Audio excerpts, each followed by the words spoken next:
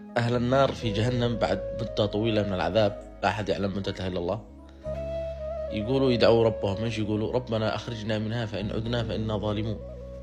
ربهم ايش رد عليهم؟ يقول قال اخسئوا فيها ولا تكلمون ولا كلمة، مكانكم في النار. بعد ما ييأسوا من رحمة الله وين يروحوا يشوفوا وسيط، يحصلوا الملك مالك خازن النار. يقولوا له ايش؟ ونادوا يا مالك ليقضي علينا ربك. يتمنوا يموتوا خلاص، يا أخي نشي نموت. فايش رد عليهم مالك؟ قال إنكم ماكثون، جالسين ما بش كلام. وقتها يعرفوا انه خلاص، انه ما بش خرجه من جهنم، عذاب خالدا مخلدا للأبد. يحصلوا خزنة الملائكة يطلبوا منهم طلب يكشعر منها البدن. ايش الطلب هذا؟ وقال الذين في النار لخزنة جهنم ادعوا ربكم يخفف عنا يوما من العذاب، يوم واحد بس. ايش ردوا عليهم خزنة الملائكة؟ أولم تكن تأتيكم رسلكم بالبينات؟ ايش ردوا؟ قالوا بلى. قالوا فادعوا وما دعاء الكافرين إلا في ضلال.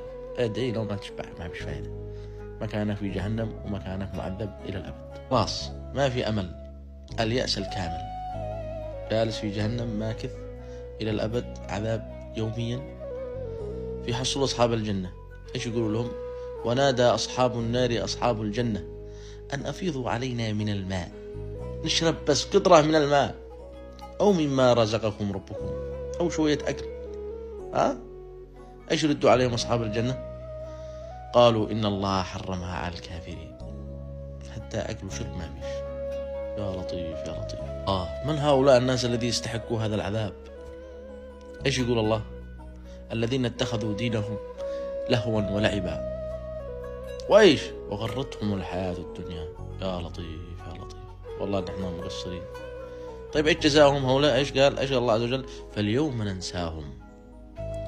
ننساهم كما نسوا لقاء يومنا هذا وما كانوا بآياتنا يجحدون. كلنا مقصرين، أول واحد أنا، لكن لازلنا في دنيا وعد في فرصة نراجع أنفسنا ونتوب. الدنيا هذه ماشي.